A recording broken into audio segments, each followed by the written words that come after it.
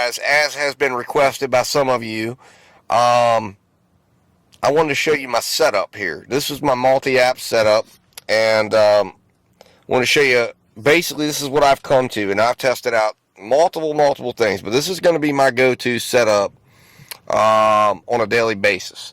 And let me just break it down to you what I have here. I have an iPhone 12 Pro Max right here. That's got my DoorDash. That will be my DoorDash phone, and I've gotten into some reasons for that, because DoorDash app is better running on one device alone. Then this device over here is the S22 Ultra. Now, if I ever use one singular device, this is the device I will use. It is a beast. It is an amazing device, and I may do a video on it just alone, just to talk about all of the benefits that this device brings. If you're going to use a big device with a big screen and you want a multi-app, this is the one you want to use. There's so much you can do with it. There's so many ways you can work it. But for me, I want simplicity, and I want to be able to just use it. And this is the one that, I would recommend. But this runs normally either Uber, or I'll run either UberEats or GrubHUB on it. I kind of rotate between the two. And then I'll run one other app, as you can see below there. In this case, it was Instacart. And then over here is my S22, right? This is a Samsung. You notice I'm running two Samsung devices, and the reason being is because of that split screen mode. And I'm running Uber on the top, and I'm running Shipt on the bottom, along with Point Pickup. When I'm in Charlestown, I'll run Point Pickup, and I'll pin as a bubble on the top of normally, and I'll switch back the view focus mode to the S22 Ultra. So the S22 Ultra, because of the big screen size, I will pin, I will pin app bubbles. There's app bubbles that you can pin up here, and they're pin up, and I'll show you what I mean here. So let's just, we'll just take Amazon Flex here, drop it in the middle. So there it is, and of course it says it doesn't work well multi-app view, which is fine. But what I want to show you is it'll pin it as a little app. Now the cool part about this is why this is the ultimate multi-apping device, in my opinion, is when it's running, and when it's in that bubble form, it's still running. It's as if it's on the screen, and therefore you can beat DoorDash in its attempt to try to keep you from getting notifications, because it's as if it's right there.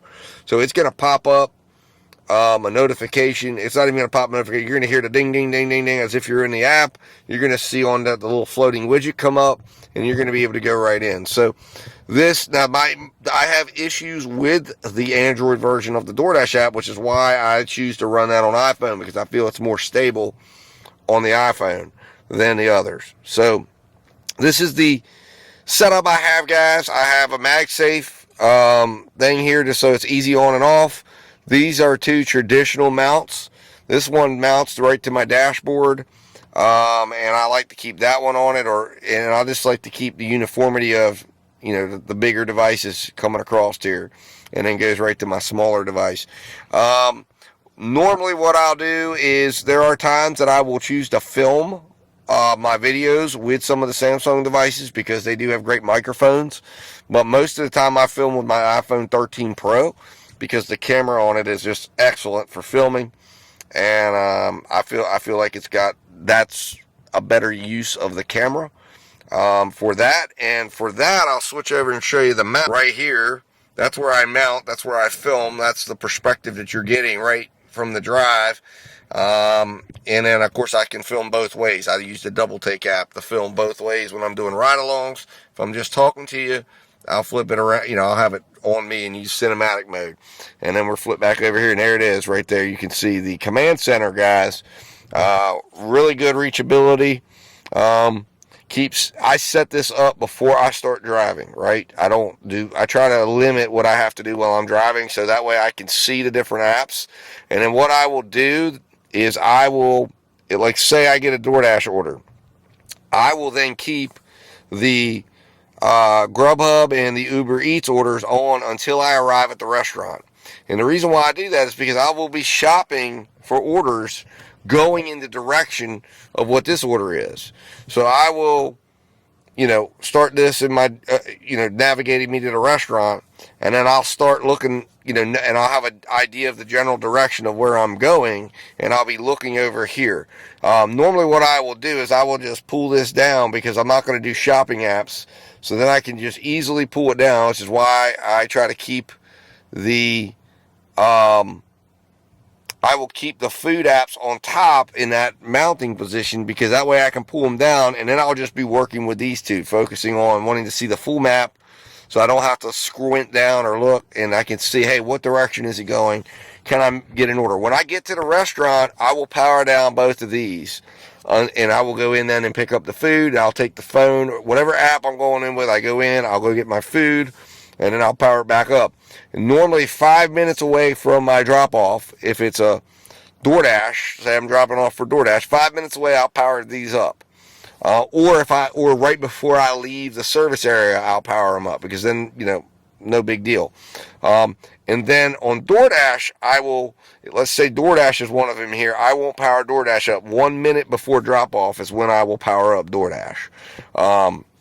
And that's just the guidelines, because DoorDash is a little more aggressive in enforcing the time limits. I've gotten contract violations before accepting apps too soon on or accepting offers too soon on DoorDash, and I want to avoid that at all costs. So, guys, that's the setup. Let me know what you want to see. If you want to see more details, if you want to see me do, maybe instead of doing like a ride along, I can do like a session where I can try to, set something up here and show you kind of a little bit more in real time, and just do like one order and show you how I walk through it. Obviously, I'll have no way to know if I'm going to be gifted with a multi-app stack, but I can show you my ultimate workflow of what I do, how it goes, and what it looks like, so that you guys have an idea of it if you want to set this up for yourself. I've gotten all the stands and everything from Amazon and Best Buy. This particular stand came from Best Buy. This came from Amazon. My camera mount from Amazon. And I have it that can interchange out with, if I actually have a camera too that I use, that's not my phone, but I prefer to use the phone because of the fact that when I do screenshots and I do the pictures, it all links together. When I transfer it on time-wise, it's just easier workflow, and the iPhone cameras are excellent anyways for doing a ride-along. I mean, you don't need studio-level cameras to film a ride-along, and it can do that dual camera ability, which I like. So guys, hopefully you got something out of this. Hopefully this was helpful.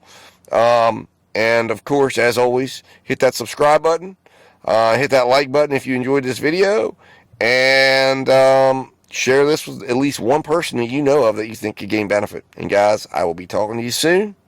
Thanks for watching.